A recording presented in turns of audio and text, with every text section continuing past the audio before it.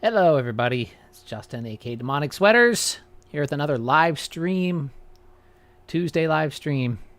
I'm realizing these live streams are probably a little bit late for a lot of you people because I was looking at when most people watch my channel. It's kind of like 10 a.m. to 1 p.m., but this is still the best for me. Sorry, it's Tuesday at 4. Pretty much has to be it because Tuesday I have to usually do other errands during the day, and it's really the only day where it works really well for me to have a live stream. So anyway, some of you guys show up for these.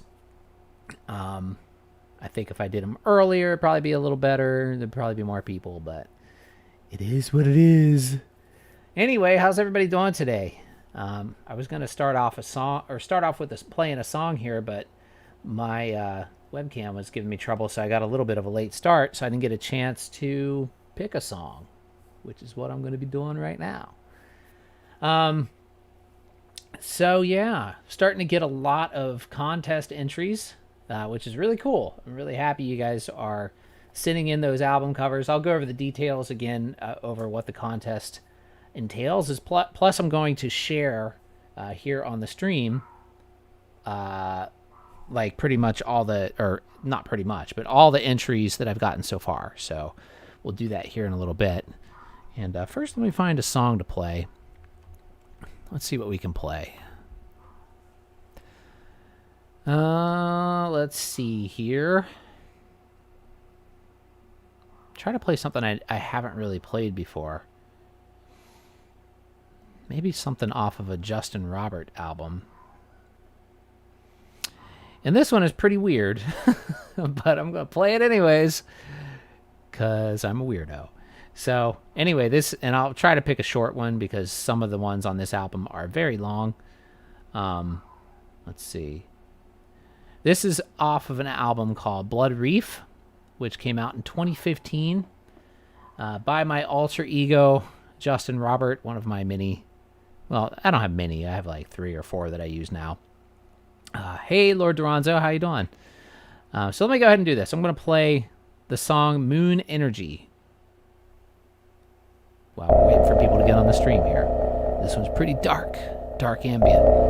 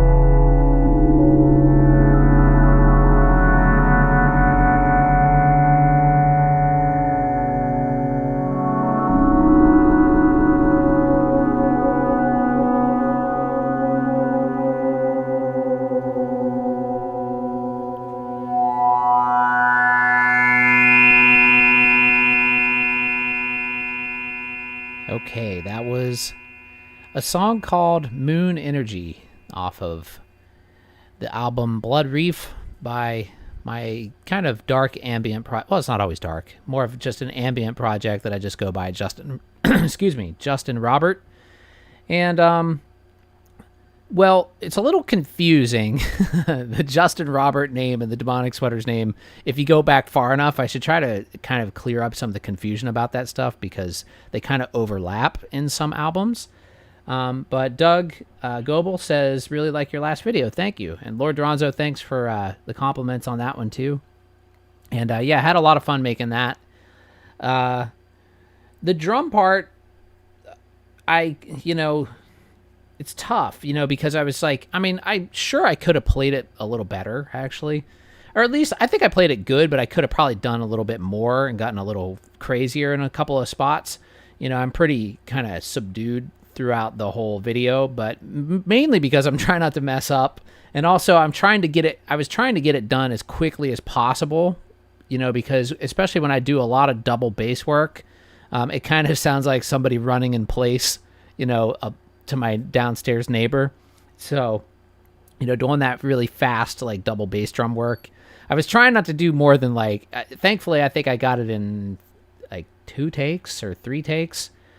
So, and the last one I did, I was like, I think that was good enough. And I went back and I listened to it and I was like, yeah, that's good enough. I probably could have, there's a couple parts in there where I feel like I could have played, just felt like if I played it probably, like 4 or 5 more times, I probably would have come up with some like more impressive fills and stuff to put in there. But still, I'm happy with how it came out too. Recording quality, those samples, actually the drum samples, they're on the Smart Wave 2, and those are all just the simple mono single layer samples. It's not like, I didn't like go crazy with, the different, layers or anything, stuff like that, because the reason being is with the Smart Wave, it becomes more limited on polyphony, the more layers and the more, channels you use on it. So to get the most polyphony out of it, and that means how many notes you can play, at the same time before it cuts off another note. And since I do a lot of stuff on the drums and there's a lot of double bass work and things like that, I wanted to have as much polyphony as I could, and the maximum you can get out of it is 32. And that's enough to do that kind of stuff. So, Lord Duranzo, well, to the proof of concept capabilities, that little thingy, it's really, really nice.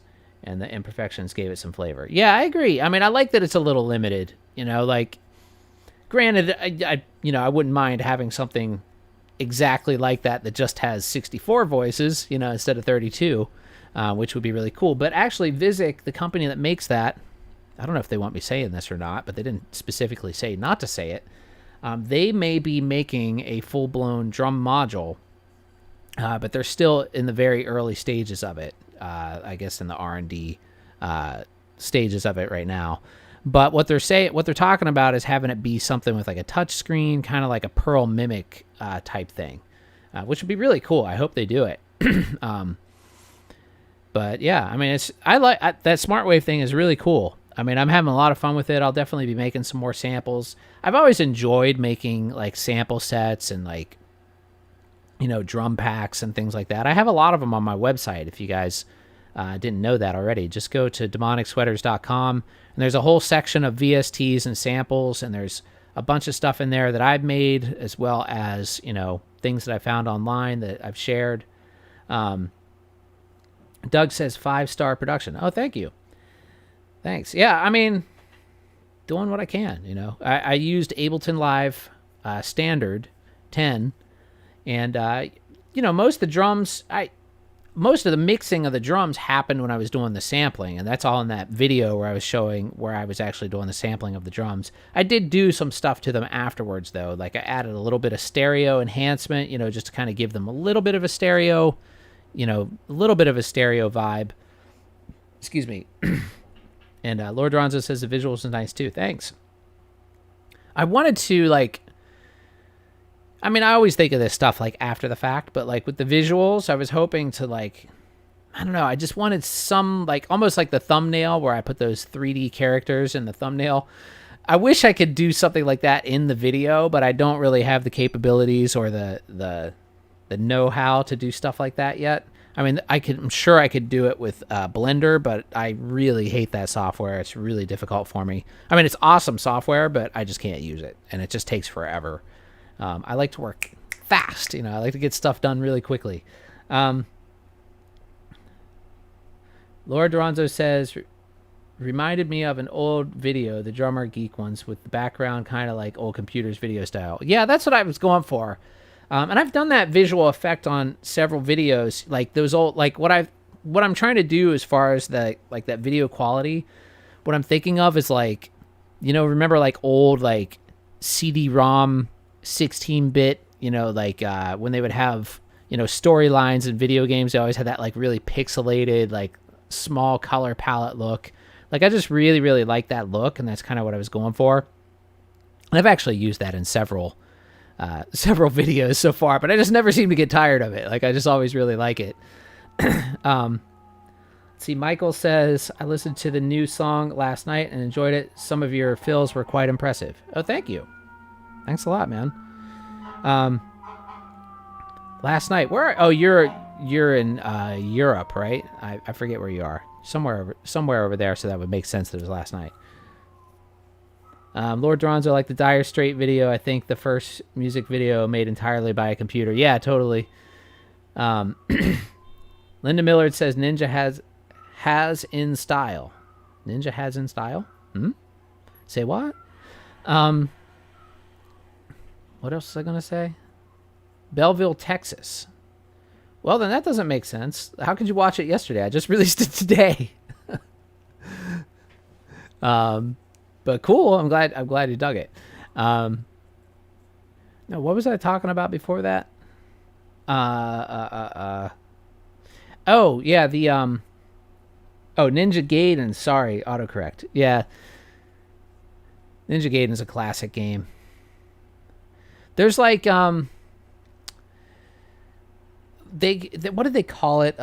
Full motion video was what they used to call like this. Back when like they had like these little video scenes and like Sega CD and like all these like kind of just low resolution graphics in computers, they would always call it full motion video. And I just always really, really liked the look of that stuff. And plus like old computer color palettes, like the way I'm able to do that actually is in Kdenlive, and it's actually really easy to do. I created like a preset, and I actually talk about that in my latest Kdenlive video, but it's basically just like a pixelate filter and then a what's the other one called? Posterize filter that limits the color palette, and then the other one just pixelates it a little bit, and then you can adjust it to like lesser or greater extreme, however you like. And then I also put like some other color effects on there on this one too, and kind of blended some other stuff in there. But yeah, that one's, I'm happy with it. That's not going to be, I have like two new songs rather that aren't going to be on the new album. They're probably going to be those two new songs. That one,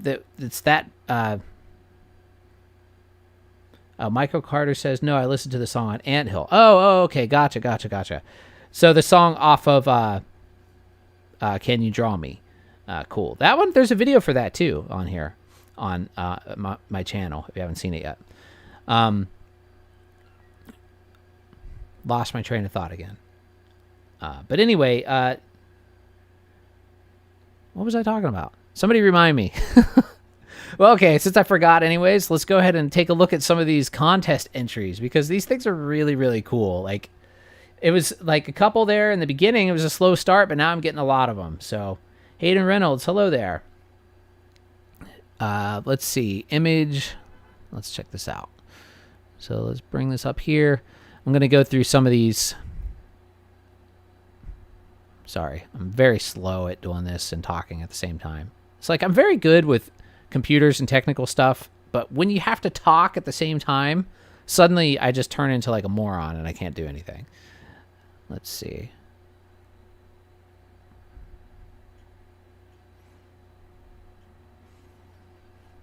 All right, where's my folder? Oh, I remember what I was talking about. The new songs. So I have like two new songs. That one that I released today, and then also Dick Laurent, which came out like a few days ago. And those aren't going to be on the latest album yet because I already released it. So I just did those afterwards. Okay, let's take a look at some of these drawings because these are so good. All right, let's start off. The first entry I got... Wait, was this the first? Oh, no, the first entry I got was from Sebastian. And that is huge. Let me shrink this down a bit.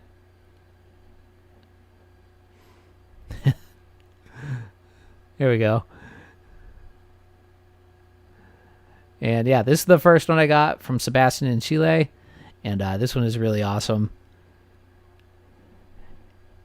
Okay, let's take a look at the second one. Wait, let me see if I have... Oh, Hayden Reynolds says, I'm working on my entry for the contest. I'm almost finished. Awesome. Thank you so much. I mean, this is a lot of fun. I really love seeing all these covers that all you guys have done. And one of the reasons why I want to do an update here, like, because I love all these so much, what I want to do is, in addition to the winner being the cover on the Bandcamp page, all of the entries I want to put, like, in Bandcamp, you can have, like, basically when you buy an album, there's, like, bonus files you can include with the album. And so every single cover that I get is going to be included in the bonus files for the album, as well as I plan on doing, like, a gallery on my website that has all you guys' covers in them too, because it's just really cool. I love getting all these things, and it's so cool to see everybody's different take too, because everybody has like a really different approach to this. Let me find the next one here. This one is from Rue Clementine, and why is that rotated the wrong way? How can I fix that? Can I fix that on? I don't know if OBS will let me fix that. And Rue sent two of them. Well, the same one, but one of them's colorized with a filter. But at first, I liked the colorized one. I wish I could rotate that. Let me see if I can do it. Scale, filtering, transform. Here we go. Rotate 90 degrees. There we go. Okay.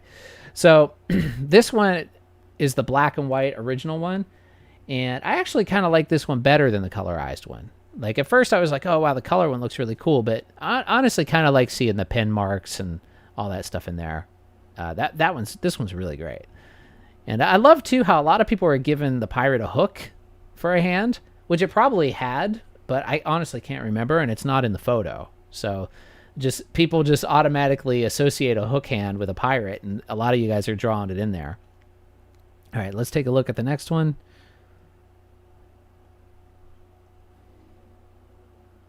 Well, let me show you the other one by Rue. So this one's rotated too, the opposite direction. Let's see if I can fix this. Come on, OBS. You're my only hope. Come on, let me grab it. There we go. Okay, how did I do that? Transform, and then rotate 90 degrees. There we go. So this is the colorized version of Rue Clementine's. And this one is also really cool. Hook hand and all. All right, let's check out the next one. So what did I get after that? The next one I got, I believe, was by Cynthia right here. Cynthia Trulinger. And I love how she put this little pirate sticker on here too, printed in Japan. And I feel like she really captured the face of the pirate really well. Like, where it has that, like, that look on its face. She really got that in the eye, too. I love how she did the eye. All right, let's see the next one. Who did I get? Oh, after that, Linda Millard sent me 2 entries, and these are both really great. The thing is, too, though, I forgot to mention this in the contest rules.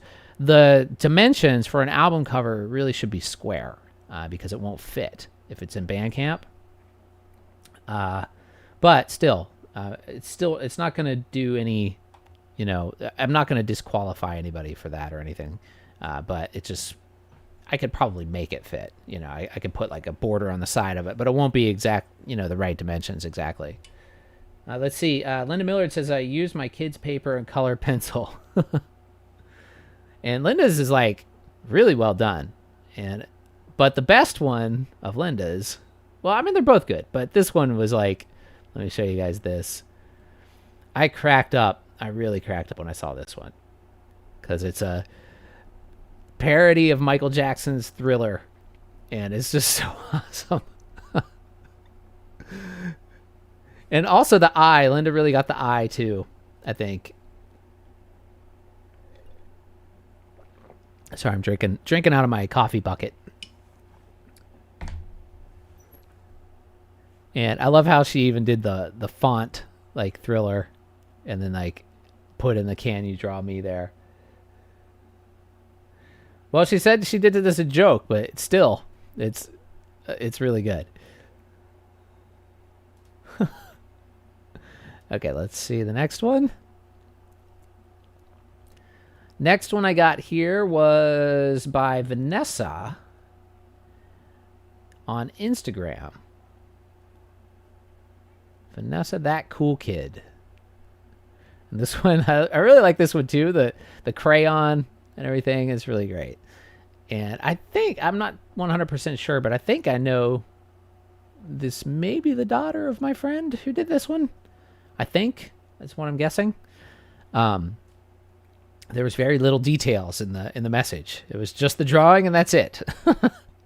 So, but great job nonetheless. So let's move to the next one.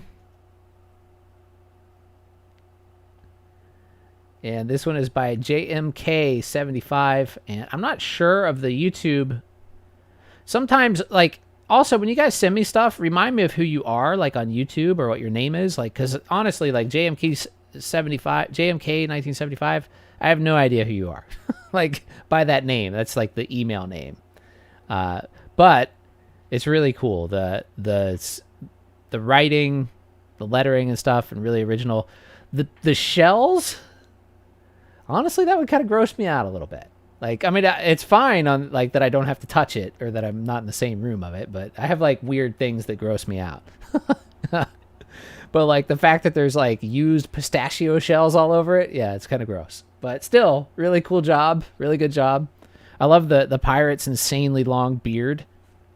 That reminds me, like there used to be, I don't know if any of you guys are old enough to have played the Atari. Lord Ronzo says, aren't those peanuts? I think, well, they could be, but if you look at it close, I think they're pistachio shells, actually. I think. They could be peanuts. I could be wrong. But what I was saying, the beard reminds me of, on the old Atari 2600 Raiders of the Lost Ark game, there was this character in it called the Raving Lunatic. Like, that was literally his name. And it had this long... It was just a head with a beard. That was, like, all it was in the game. And all I remember about this character is as soon as you entered the screen with that thing on, like, in the game, you died. Like, and that game was, like, impossible to beat. Like, you could not beat it. I don't think they wrote an ending to it, and so they just made it impossible to win. Like, as far as I know. I remember me and my sister played the heck out of that game. We played it so much, and we got really, really far, and none of it was as difficult as, like, you got to this one part, and you just could not get past it. Like, it was just impossible. Like, maybe, I don't know, maybe somebody did beat it. I'd be curious to check that out on YouTube to see if somebody actually did win the Atari 2600 or beat the Atari 2600 Raiders of the Lost Ark game, because I don't think you could. I think it was just a cop-out. Okay, Michael Carter says, I have to get back to work now. Great seeing you. All right, Michael. Thanks for checking out the stream today. Have a good day at work. And Nick Johnson says that drawing is awesome. And yeah, it is. So let's check out the next one. A couple more. I haven't checked the email yet after I got home today, so there could be more there that I don't know about yet, but I'll check them tonight or tomorrow. And is that all of them? Oh, no, there's one more. Skip. This one, this one is so good, too. Skip really did his own take on it. But I'm actually totally fine with that. And the drawing of me, I really love that, because that's actually really a lot like that original drawing in the So Sick magazine of the witch. Like the sloppiness of it, and like how like that is really, really great.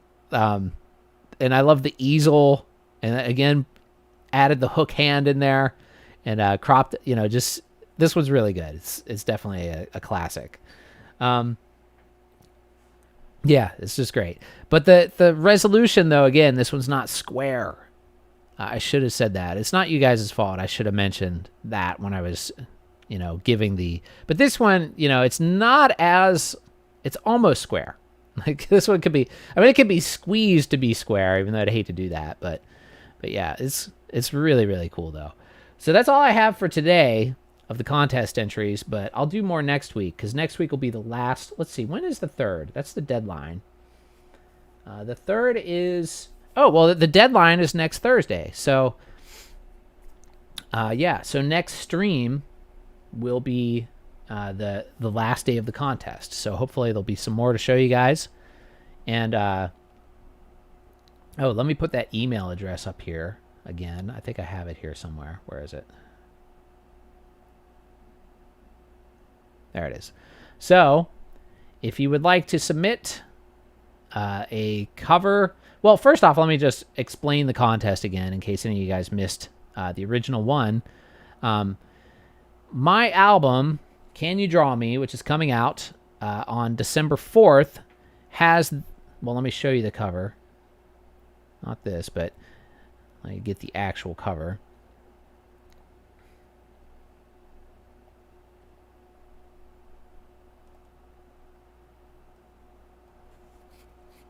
And it's huge. All right, let me shrink it down.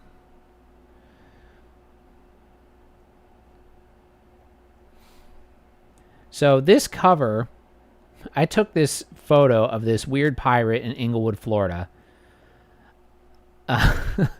with my camera that takes pictures on a floppy disk. And I'll show you that camera. Here.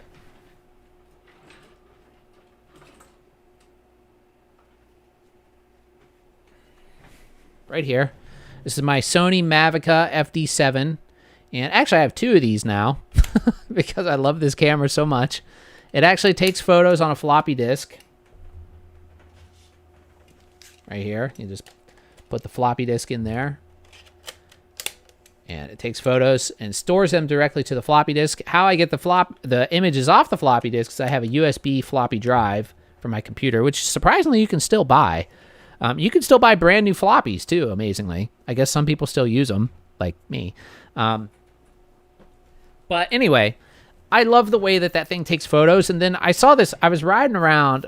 I had a bike there at my mom's house for a while, where I would just go, when I'd visit, I'd just ride the bike around and take my Mavica with me and go take photos. Inglewood, Florida is a beautiful place. I mean, it's an absolutely beautiful place. But there was I always found cool things to take photos of, and this one was outside of this cheesy kind of Florida souvenir store type place, and I saw it there, and sadly it's no longer there.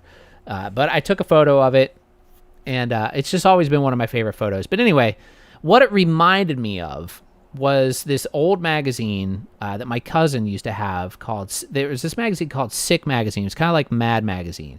But he had a book. It was like a collection of Sick magazines, and it was called So Sick. And in there was this drawing, this really crappy drawing of a witch. And below it had this, the caption just said, "Can you draw me?" Like question mark, like it's a challenge. Like it's like this horrible, like completely unskilled drawing. And like that's why it was so funny. And the way this pirate looked just reminded me of that witch when I saw it. Like, it's just so crappily made. Like, its face is all distorted and, like, weird looking and stuff. And so I would always post this image on Instagram with the caption, "Can you draw me?" And I always thought it was funny. Nobody else really seemed to get it, except for me. It was like an inside joke to me. But then I was like, I should name my next album that. So anyway, then I got to thinking, I'm like, it would be really funny, to have people do a drawing based on this album cover, with that same concept, like just this, like, well, and if you're not even sure, like, what that was originally making fun of, like the "Can you draw me" thing there used to be this commercial, like way back in the 70s and 80s for like this, like, I don't know, it was like a mail order art school. It was like really nothing, like, it was really just people trying to make money, I'm sure. But they used to have this, like, they'd show like a picture of a turtle and like a picture of other things. It'd be like, and it'd say, "Can you draw me?" And it'd be in magazines and stuff and on TV. And like, they'd like send your drawings into this address. And if you're accepted, you might have a chance to go to art school. Like, that was the whole thing. But it was obviously anybody could do it. Like, they would accept anybody. They just wanted their money, like, oh, I'll tell you that thing in the background. Oh yes. The spike thing, that is actually part of a tree. Wait, is it? No, never mind. That's actually, you're right. That is shark teeth. No, you're right. There was a big shark's like full jaw back there. I totally forgot about that. But yeah, that is shark's teeth. For a while there, I was thinking that was actually, there are some like plants in Florida that kind of look like that, but no, it's not that. It is a shark's, it was like a full shark's jaw that was sitting beside it. Sebastian says it really creeps me out. Yeah, there's something creepy about it, but that Mavica makes everything look creepy. Like, there's just a quality that the Mavica takes that just really makes everything look creepy, and that's kind of one of the things I really love about it. But so the "Can you draw me" thing, like, they used to do that, and like, whoever sent in those drawings, I'm sure they'd be like, "Oh, you're accepted. Just send us $9.95 to whatever, and we'll send you back your art test," whatever it was, however much money. But anyway, so the contest is, you have to draw this cover in your style. Skill is not a requirement. And that's one thing that early on people were like, "Oh, my drawing's it's gonna suck compared to that one." Don't worry about that, because that's not what I thought was funny about the drawing. It almost should be bad, like because that's the joke. You know what I mean? So you have to draw the cover, and the winner will get a free Alesis Nitro drum module, and get to use your album. Your album cover will be used as the permanent Bandcamp album cover for the album. Yeah, and whatever else. Maybe I'll throw in some other stuff there too. I might be able to send you guys a LP, Minnesota LP vinyl. Sure, let's do that too, because I have like 1 billion of those things left. So you'll also get a free Minnesota LP, and yeah, whatever else I can find that looks like cool stuff that you might enjoy. Excuse me, hiccup.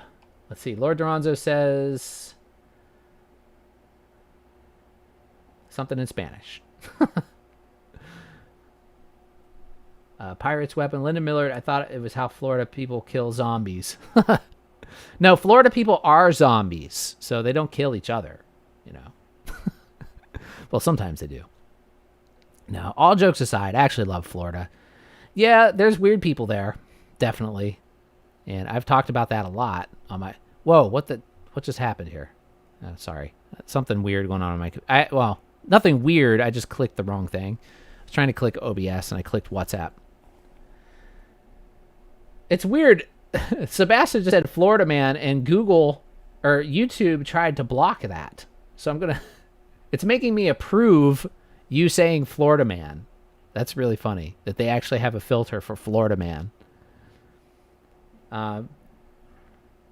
David Sari says, free Minnesota LP. Now I got to enter the contest. Yes, you do. And it's vinyl LP. It's a 180 gram vinyl, self-titled. The first Minnesota LP is still available if anybody wants to buy it.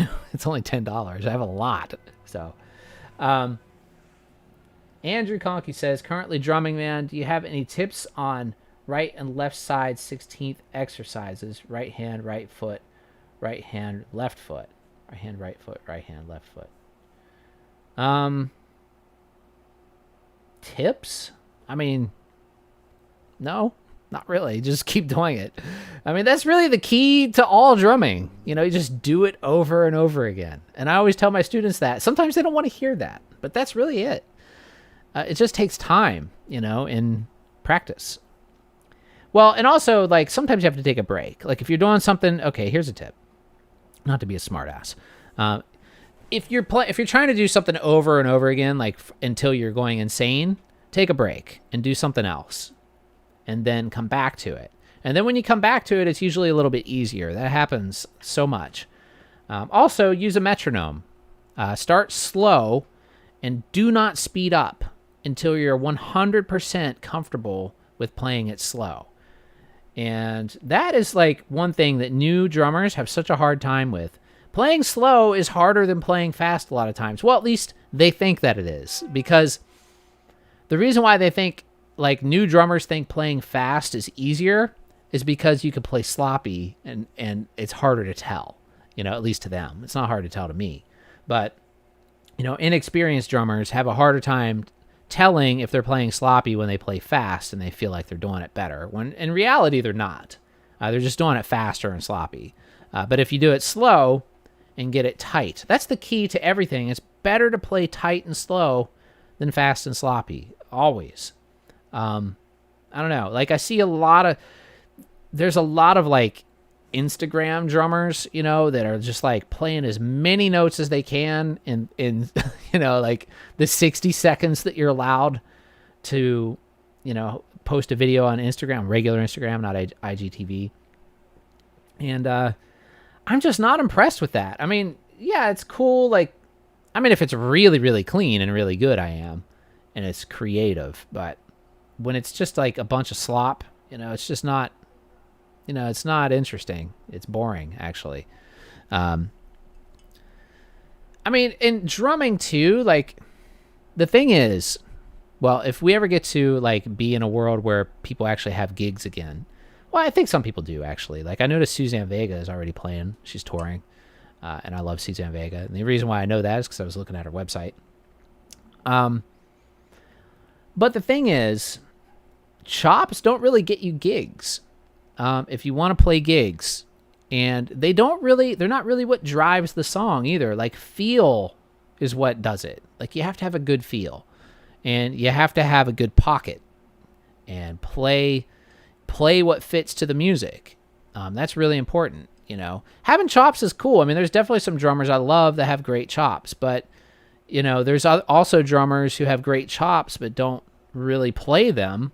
Like, everybody knows John Bonham, obviously, but look at Jason Bonham. Jason Bonham, his son, is a really great drummer that actually doesn't get enough credit, I think. He plays with Sammy Hagar in The Circle, and Jason Bonham is a very tasteful drummer. That guy, he never overplays. His drums sound amazing, and he has a really, really good feel to his playing. He's John Bonham's son, but really, he was a kid when John died. So, he didn't get that much, drumming other than genetic, influence from his father, and listening to it and stuff like that. But he's really, really good. I really, really like Jason Bonham as a drummer as much as John, personally. I think he's just as good. It's a totally different style. John Bonham played a lot more. John Bonham still was very tasteful, though, too. But he did play more than Jason does. Jason is much more chill, but when he wants to, though, like, he'll throw in a fill, and you're like, whoa, what was that? Like, you're just like, that was freaking awesome. Like, he can lay it down when he wants, but he feels no need to show off, which is actually, like, maybe because his dad is such a well-known, famous drummer. I don't know why he does. Like, it's really interesting to me that he doesn't show flash very often. And it's like, but he can do it. Let me read some of these comments. Sebastian says, lots of muscle memory, right? I heard someone say that drumming is one of those things that's truly better to do as young as you can. Yeah, it's a lot of muscle memory, but you can still learn when you're older, for sure. I learn new stuff all the time still. You just have to practice, and you also have to challenge yourself. You can't keep playing the same stuff over and over again. That's why I try to reach out and, do as many different styles as I can. That's why I started playing double bass like 20 years after I started playing the drums. Like, I didn't even play double bass in the beginning for a really long time. And then I was like, one day I was like, I'm going to learn how to play double bass drum, and just got a double, and I'm still not like, I don't feel like I'm an expert at double bass at all, but I have a couple of chops on there, but it's different. It's a different style. There's some people that play that way from the beginning, and then your whole style forms around it. My style was like, my left foot was very hi-hat. Like, I did a lot with my hi-hat splashes and and different things. So it's a totally different approach if you're using your left hand on a bass drum, or left foot rather. But the muscle memory, yes, that is really, really part of it. But what I always tell my students is like there's basically two phases to learning a part on drums or a fill or something like that. The first part is comprehending it mentally. And you have to be able to hear it, like hear it in your head and comprehend it mentally. And whether that means writing it down, like or reading it from notation, or just comprehending it. Like I don't have to always read things, but like sometimes I'll hear a drummer do something and like it sounds really cool, but I'm not comprehending it. Like I don't know what they're doing, but like I'll hear it and I'll be like, that's really awesome. Like basically like 75% of what Annika Niles does. Like I'm hearing what she's doing and I think it's really cool, but I just can't comprehend it. I'm like, what the heck? Like whatever she's doing is awesome, but that's that, but if I really sat down, what you could do is like, you can slow it down. They have software where you could slow things down. YouTube will slow down. I know you can speed up in YouTube. But I think you can slow down too. But if not, there's software you can slow things down, or you can download the sheets, the score or the tabs on Google or whatever. Just Google them and find them. And so the first stage is comprehending it mentally. Once you can comprehend it mentally, then you basically your brain's got it, and then your brain has to force your limbs to do it. It's like telling your body, your muscles to do this thing. And it's basically like you have to think about it like your mind is your body is like an animal and your mind is you, and like your mind is training it's like training the body how to do it. And it's just telling it to do it over and over again. It's like when you tell a dog to sit. I mean, this may be like a really weird way to think about it, but it's really that. Like, it's like, and then it just becomes automatic. And then your brain, once you have it fully learned, you think of it, but you don't think about it while you're playing it. You think of doing it, and then your body just does it. So that's really like when you get really, really good at a certain thing in drums, on any instrument. That's how it happens. So once you get like, if you're thinking about it, like, see, the thing is that video that I did, that I released this morning, but I recorded it yesterday. Like, and I was saying I didn't have enough.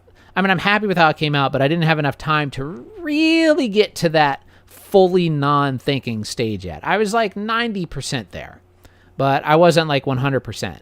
If I was 100% there, then I would have been able to throw in more fills and do more stuff like that.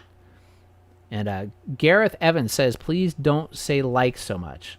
Well, I could do that, or I could just ban you from chat. So I'm going to do that instead. So let's see. Hide user. There you go. See you later. Yeah, I don't like people telling me what to do.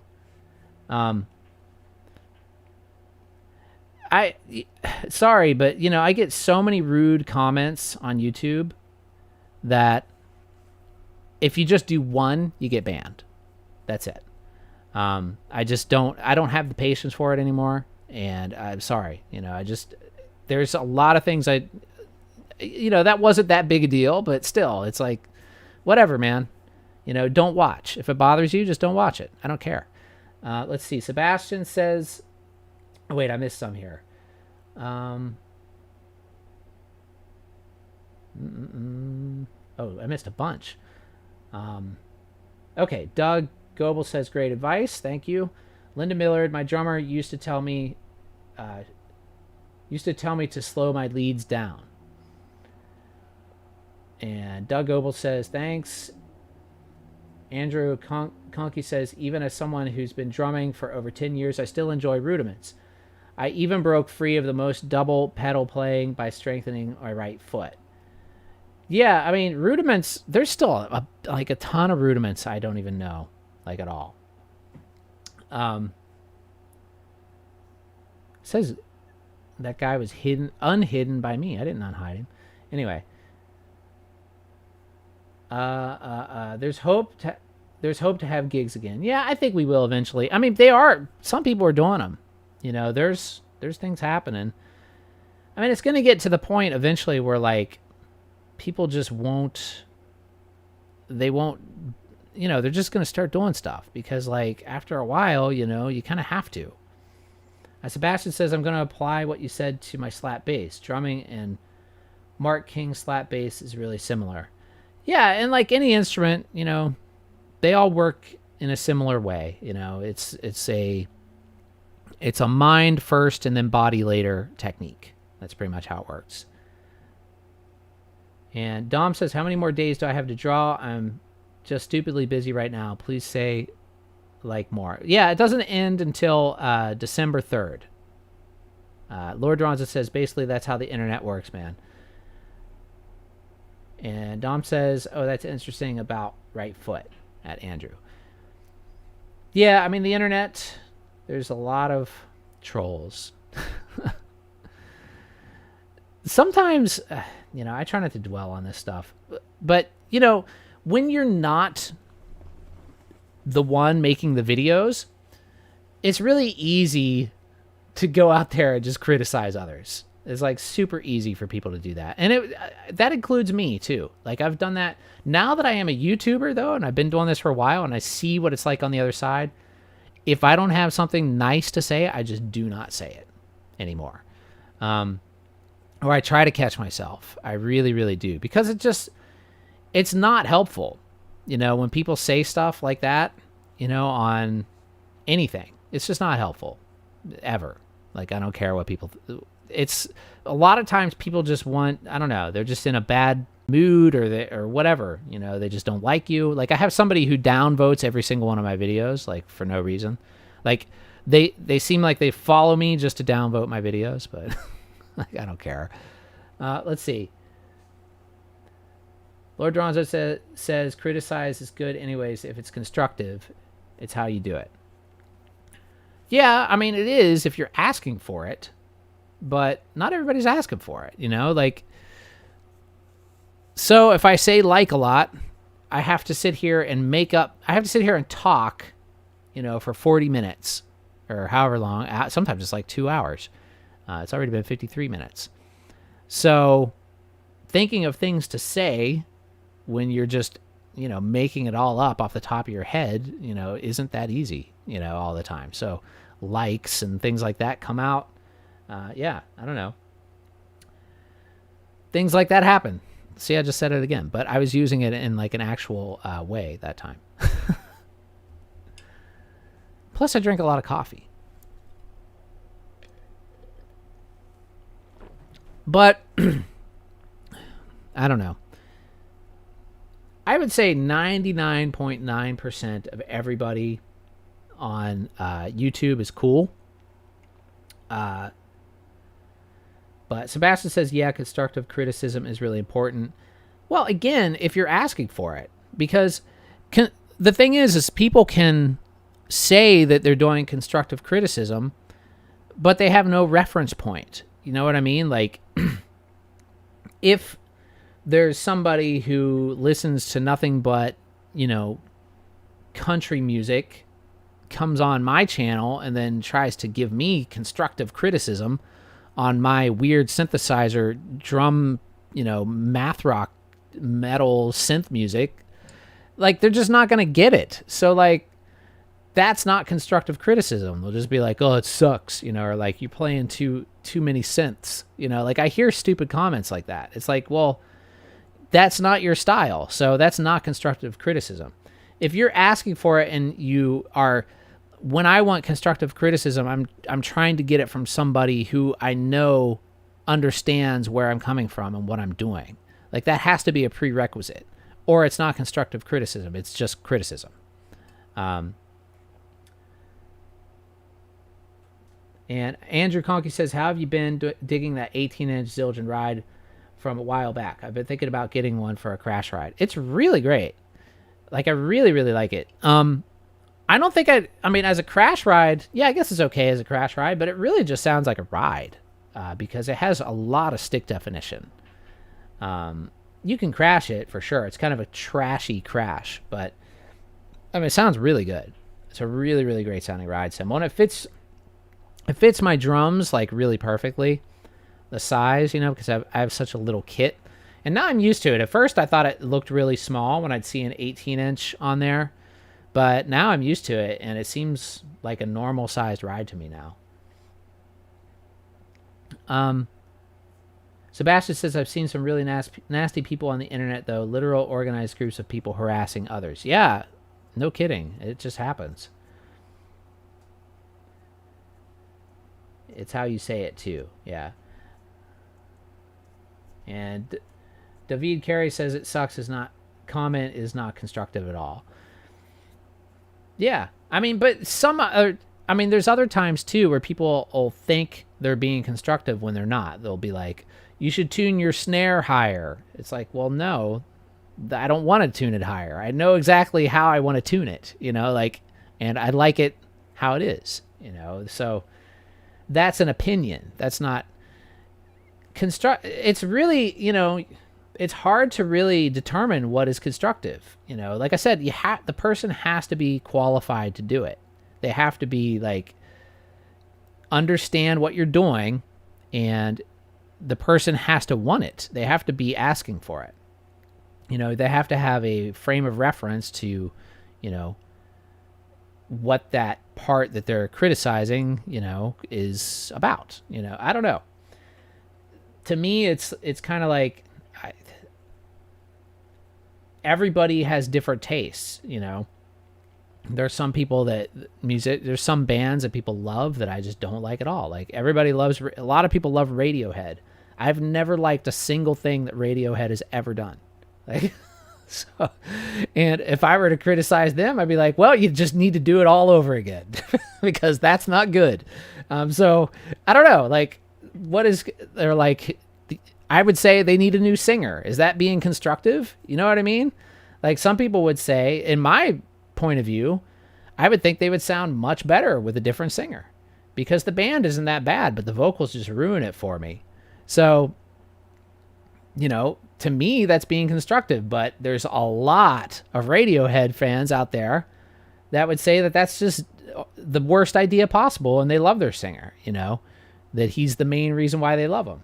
I've just never liked him. Dom says, oh, thank God. And Linda Miller, good night, everybody. Got to put the kids to bed. Good night, Linda.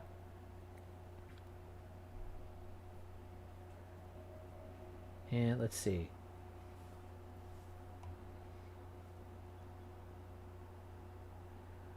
Sebastian says, then it's all up. Wait, did I miss something? Let me go back.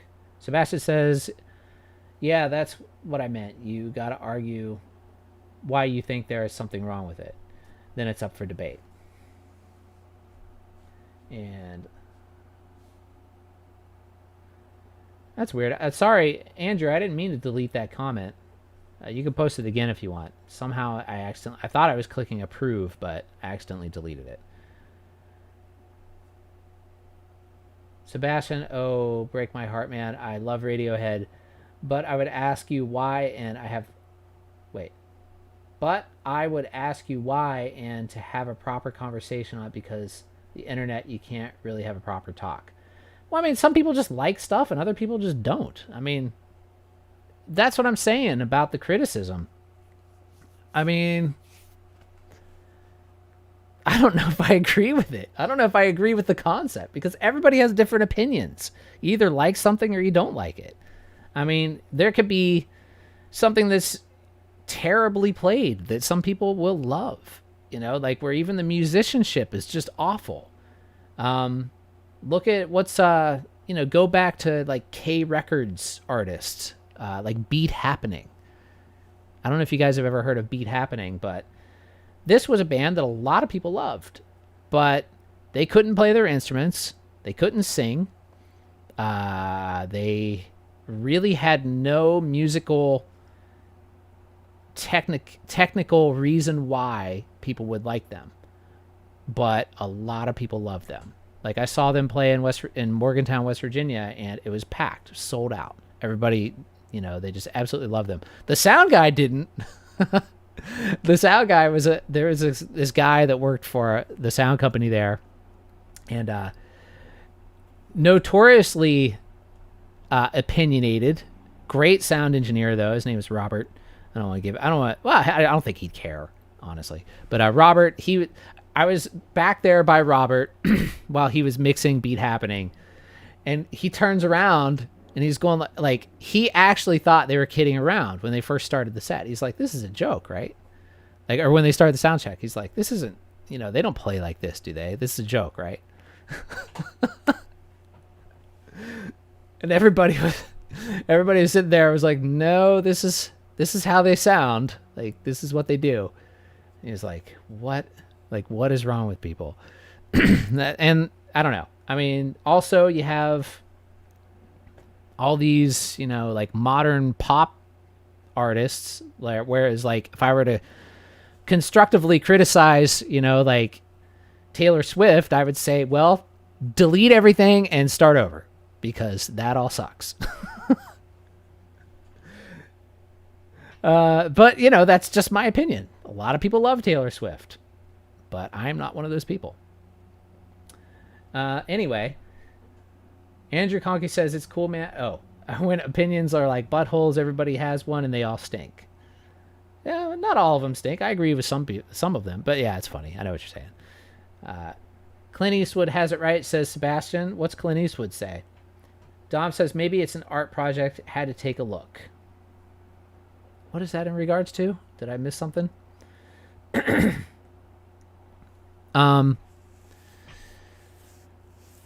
Yeah, I mean, I've had some people ask me for their opinions on stuff.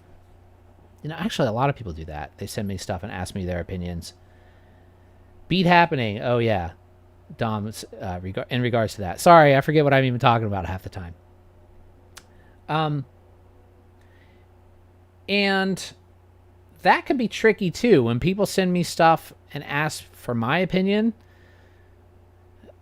I'm very careful, because I want to give them an honest opinion, but I also want to know like what it is, what I want to make sure I understand what they're doing first, for one, like I was saying. And I have some friends that I definitely understand what they're doing, and they just send me stuff all the time. Like Ronan sends me stuff, Oli sends me stuff. My other friend Justin sends me stuff. Like I have people that send me stuff all the time because I know where they're coming from, and they know that Satoshi, they know that they respect my opinion enough, they know I won't be like, well, you should I really don't like your guitar sound, like something like that, because they're like those people, they know what they're doing enough, to where they have their certain things about what they do that I understand and I know why they're doing it,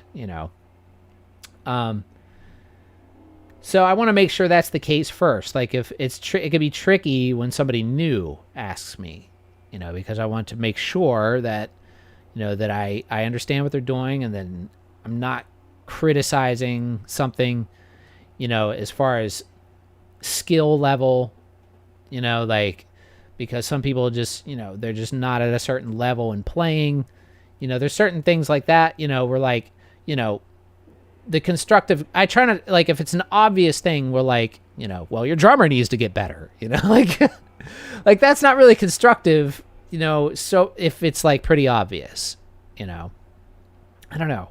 It's an interesting thing. I'm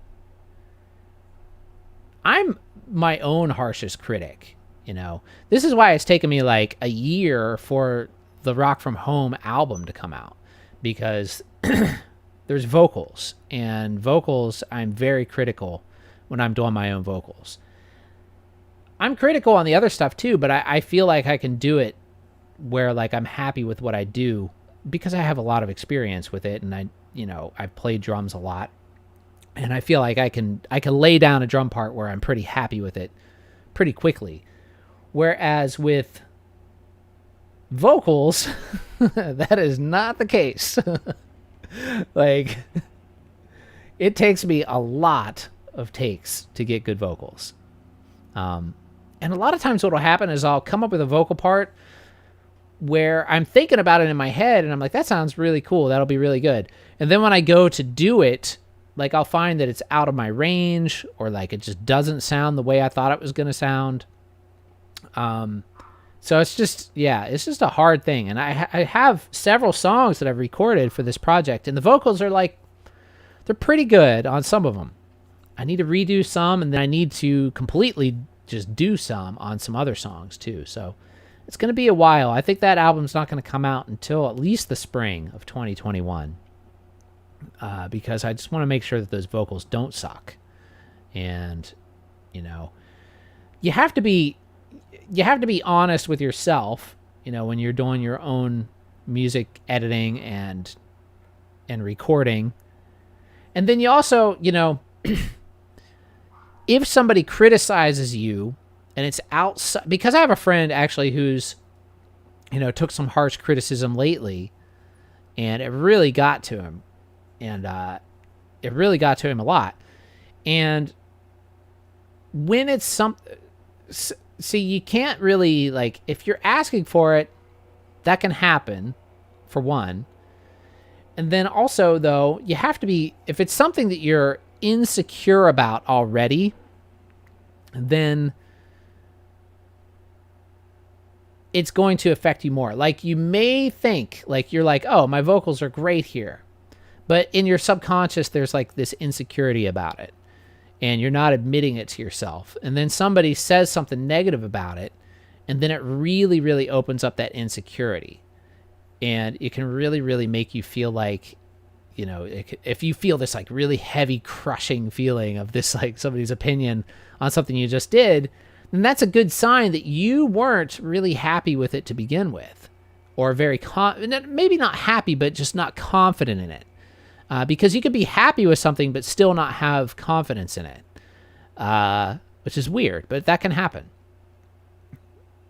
You have to have the confidence to be able to put it out there, and just understand that some people are going to like it and some people are not going to like it. That just always happens. I mean, it can happen to the most successful, and does happen to the most successful musicians in the world. There's people out there that were talking smack on Eddie Van Halen the day he died, you know, like, and this is a guy that was largely considered to be the greatest rock guitar player of all time. And there was, like, you know, I think it was I think Nash or Crosby, David Crosby was like, I never really got him. Like, which at the same time, I respect that too, because I can understand why some people might not like Eddie Van Halen's guitar style.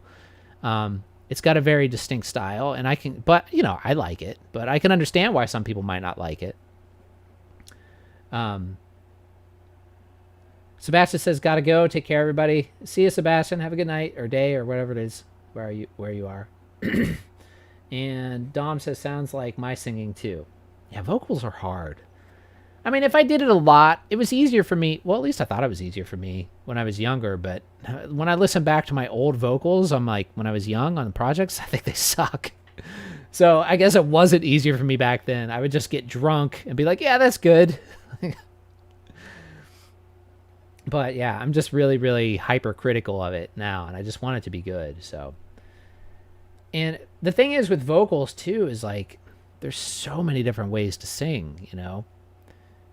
And I think and it's like with anything, if you do it enough to where it becomes muscle memory and you have this, like, your own voice and your own style. Like, I think Ronan, who I play with a lot, Ronan has a great voice, and he has a very distinct sound to how he sings. And it always sounds like Ronan. Like, for me, when I sing, I don't really know what my real voice is, because I can do a lot of different, I try a lot of different approaches when I'm trying to do vocals, and I don't really have one that's just, you know, me. It's just kind of like, you know, because I don't really consider myself like a vocalist mainly. Dom says, I agree with that. Finding your range is helpful. Turns out my range is deeper. Took 20 years to find out. Yeah, me too.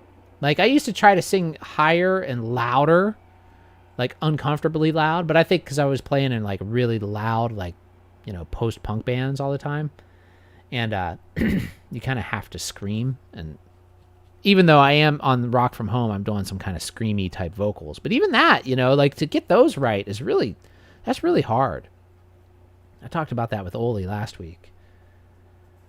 Well, guys, let me go ahead and play another song, see if we get any more questions. I'm going to try not to go so long this week. Last week was like really, really long, but it was really great talking to Oli last week.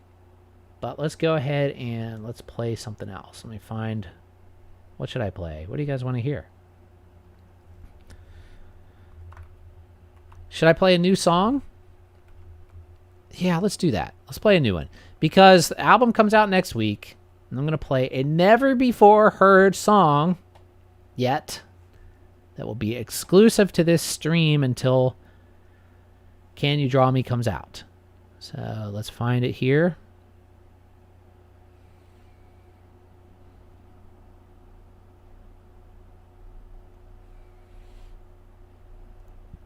Okay, this song is called Youngwoo Road, and this is actually about, well, it's not about, it's an instrumental, but the title and the inspiration of the song and kind of the musical concept of it, I had this dream, and I posted it in my timeline on YouTube.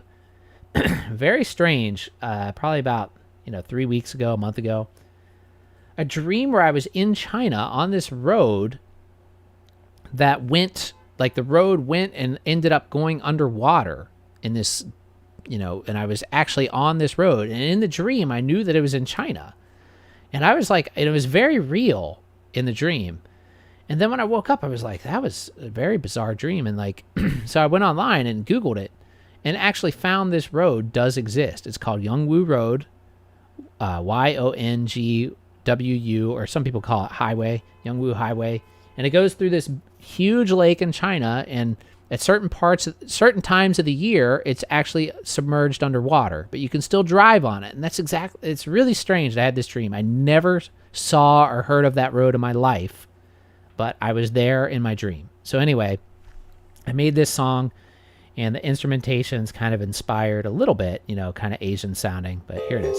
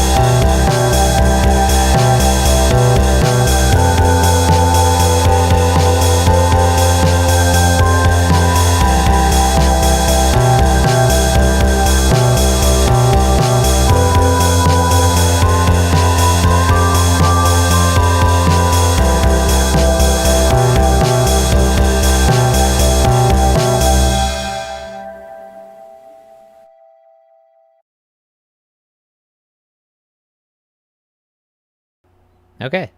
That was Young Woo Road off of Can You Draw Me by me. Hey, Harry. Thank you. Thanks for the compliment on that. Now, if you guys were interested, I can show you how the tools that I made that track with, actually. And this actually is a tongue drum. And I ordered this from China, actually. And it was before I had that dream. But this, here, you can hear it.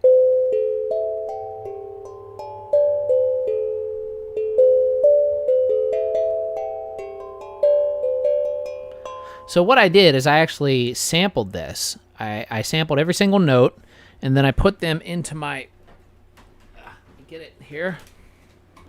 Put them into my Akai, well, into Ableton, but I controlled them with this. I mean, I could have just played it on here, but I sampled it. And so then I played that whole part in Ableton. You know, I sequenced some different sections using the MPD-16, and I actually also played the drums with the MPD-16 on that track.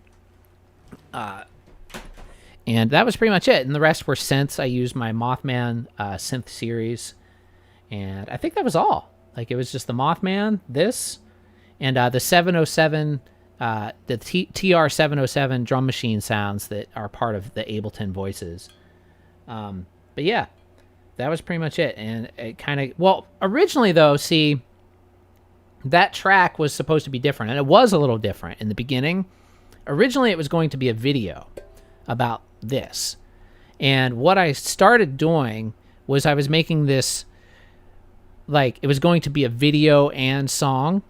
And so I was layering it as I was doing it. So I started out with a track on here, you know, and then doing the sampling. And then I was playing my drum cat with some mallet sounds and my Pile... the Pile PTE DO6, and it was playing some xylophone sounds on there. And so it was going to be this all like melodic percussion type thing with a video, which I still probably will do something like that. But I wasn't liking the way it was sounding. There was something about the direction of the melody I wasn't crazy about, but I liked the original patterns that I came up with on the tongue drum. So I went back and I deleted everything except for the tongue drum parts, and then I basically built a whole new song all around it. So it actually started out as one thing and then turned into something else completely. But I saw this, I actually ordered this from an Instagram ad, which is really funny, and it took probably almost 2 months to get here. But it's really cool.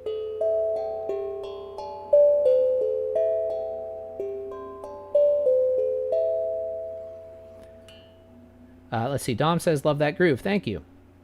Forgive me if this has been asked in the past, but do you master your own stuff? If so, what do you use? Yeah, I do. I do everything myself. Generally, I use Audacity most of the time. Mastering, really, these days, I barely have to do... see... It depends on what you mean by mastering. So, if you're doing vinyl, you have to do something totally different. But I don't recommend doing vinyl unless you want to waste a bunch of money.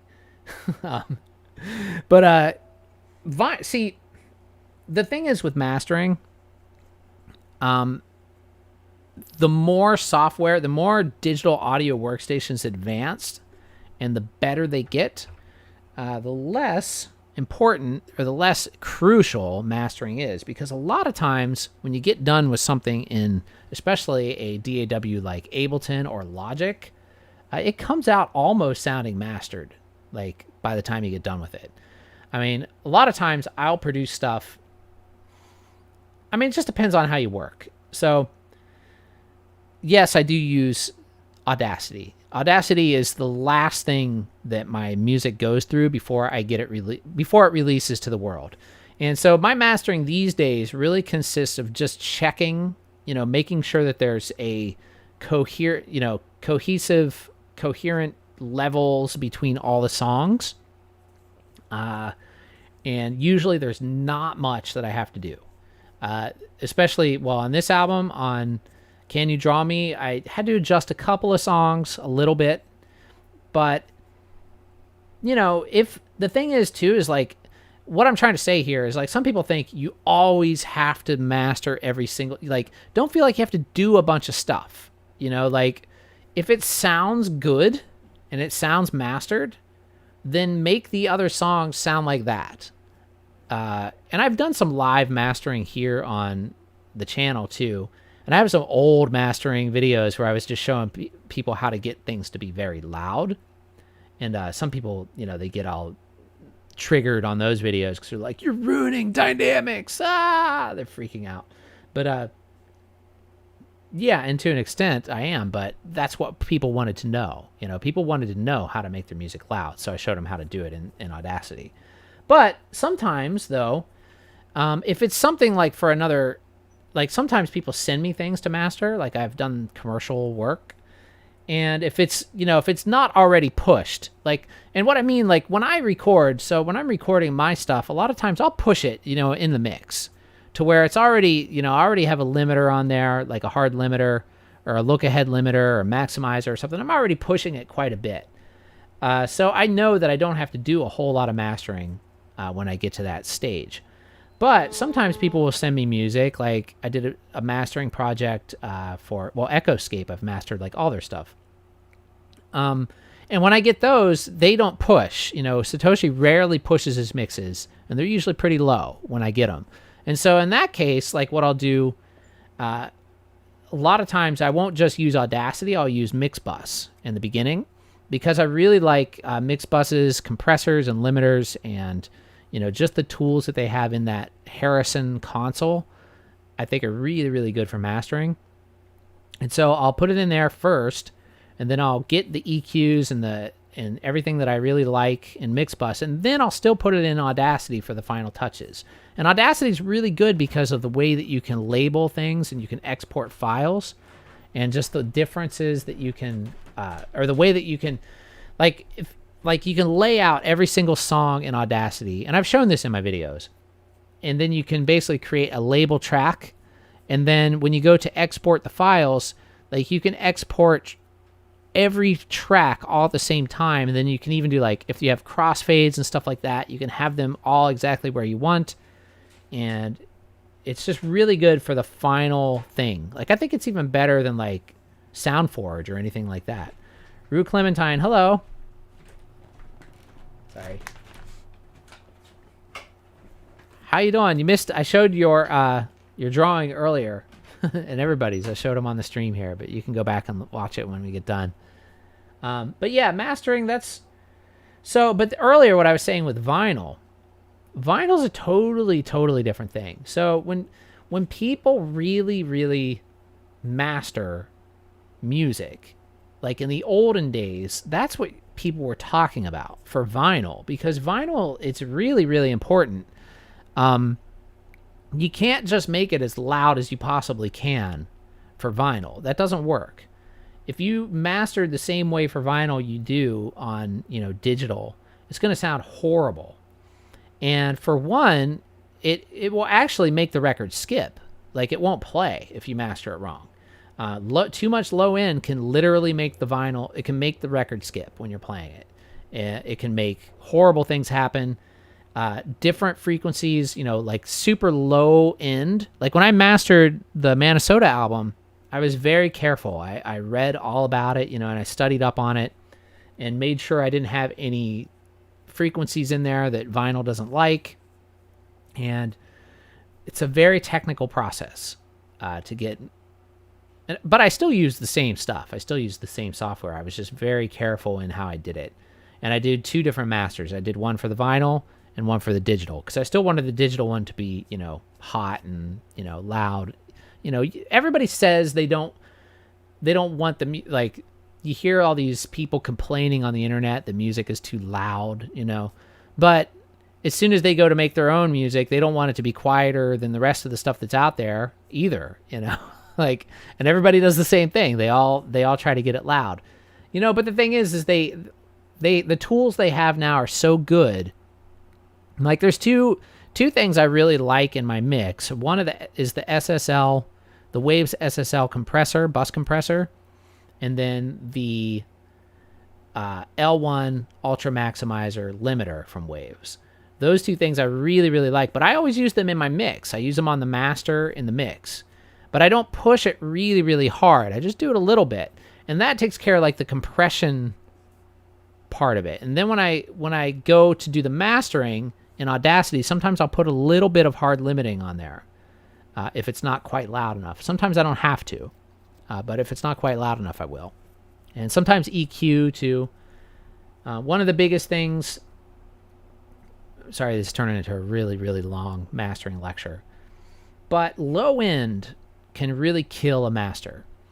And one of the things that can happen, like say if you don't have studio monitors or good headphones that are capable of reproducing like really low frequencies, and you can't hear them while you're mixing, they may be there in that mix, and that's what's making your master sound quiet.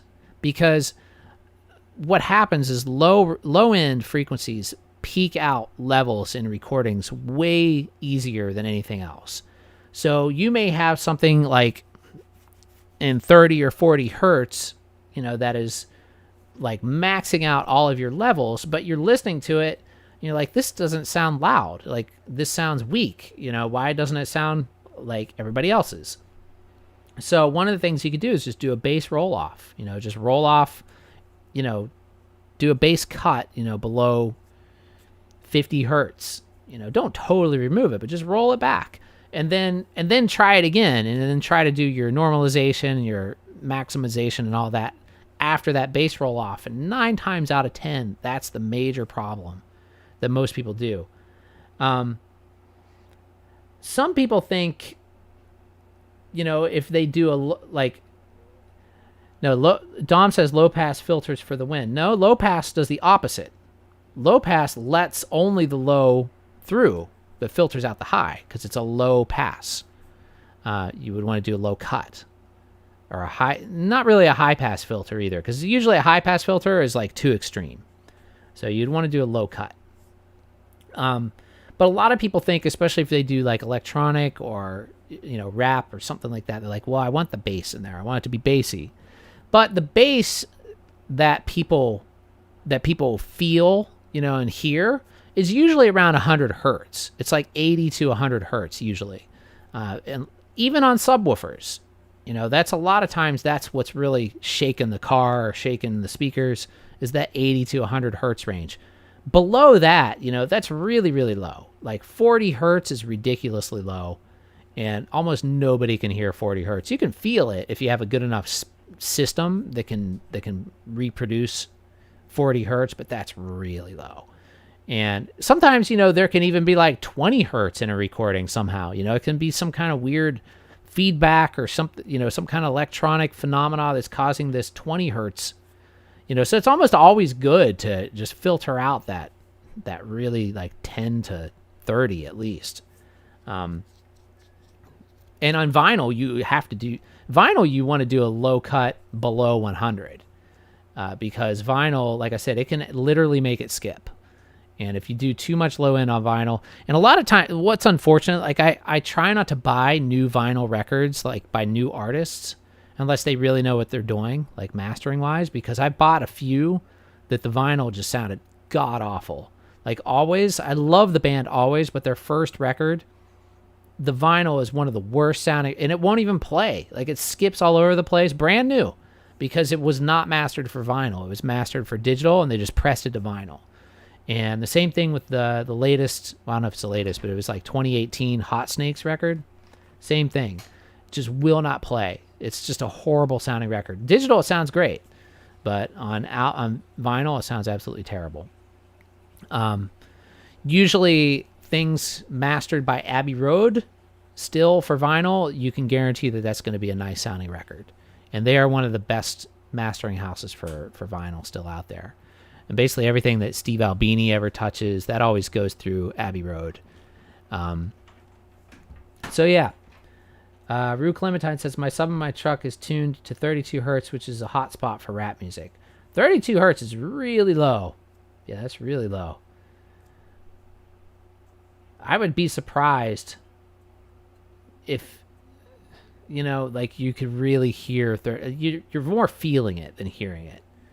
And a lot of those too, I don't know. I would do a test because I would say a lot more mixes are probably pushing more around 80 to 100 than 32 hertz. But maybe I could be wrong. I don't listen to much rap, so I could be wrong with that. But 32 hertz is really low. I mean, that's really, really low. I mean, human hearing range. What is human hearing range? Let me see. I don't even think it goes that low.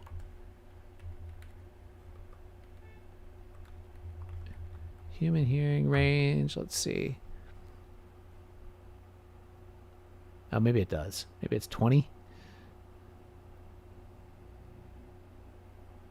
Humans. Let's see. Humans. 20 to 20. But that's like perfect hearing under laboratory conditions. And I know it changes the older you get, too. Come on, Wiki. Why is this so difficult to read? Well, you know, but I do know, yeah, it definitely gets worse as you get older, but you usually lose more high frequency as you get older. Wow, a tuna, a tuna fish has really poor hearing. They can only hear from like 50 hertz to 1.1 kilohertz. They're basically an AM radio. They have AM radio hearing. And chickens even worse. Well, chicken's really bad. Chicken's totally AM radio. They're 125 hertz to 2 kilohertz. Goldfish can hear 20 hertz. Wow, goldfish has a big hearing range. Let's see, who's the biggest? Whoa, elephants. Elephants can hear from 17 hertz to 10.5 kilohertz. They can't hear as high as us, but they can hear lower. Who hears the lowest? I was going to say whales got to be the best. Whales, oh my God, look at this. Whales can hear. Wait, that can't be right. Really? I would figure they could hear lower. Supposedly, they can only hear from 1 kilohertz to 123. They can hear really high, though. 123 kilohertz? That's insane. Bottlenose dolphin can hear 150 to 150. 150 hertz to 150 kilohertz. That's a good range. And then porpoise, 75 hertz to 150 kilohertz. Wow, those marine mammals can really hear the high frequencies. Like crazy. I always wondered how they test that, though. Like, how do they know that stuff? Like, how are they able to determine what frequencies an animal can hear? I've always wondered that. Like, and then when they say like what colors they can see or they can't see color, like how do they know? Like, I don't know. I find like there must be some way, but I just don't understand it. Rue Clementine meat is a big bass head. All right, well, there you go. Whale.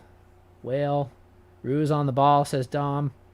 Pigeons hear the lowest? Really? Says Rue. Let's see. Pigeons.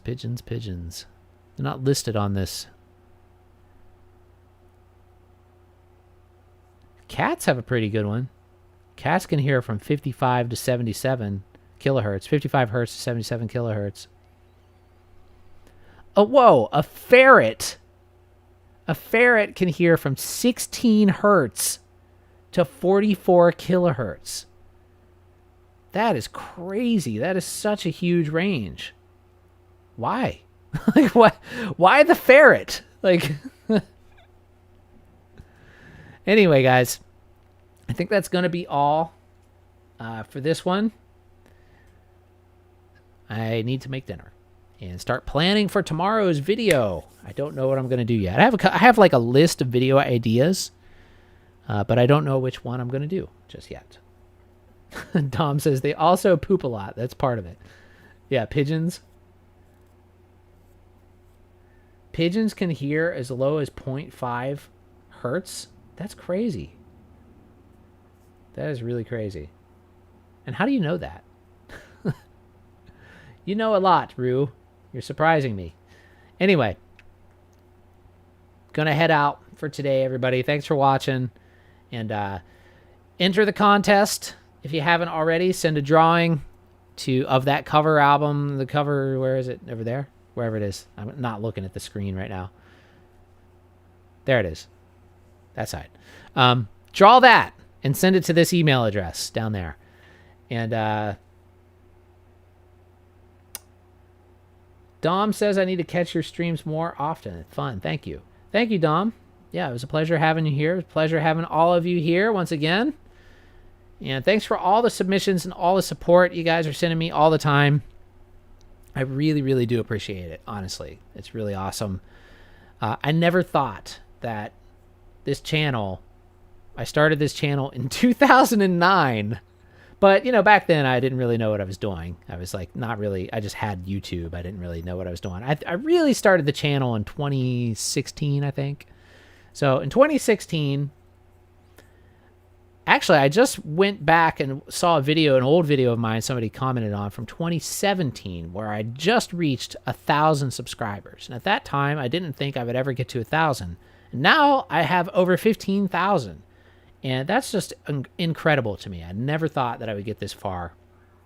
And it's just really awesome. So thanks, guys. Anyway, I'll see y'all next week, and I'll see you in the videos before next week. Anyway, have a good day. Have a good night. And happy Thanksgiving.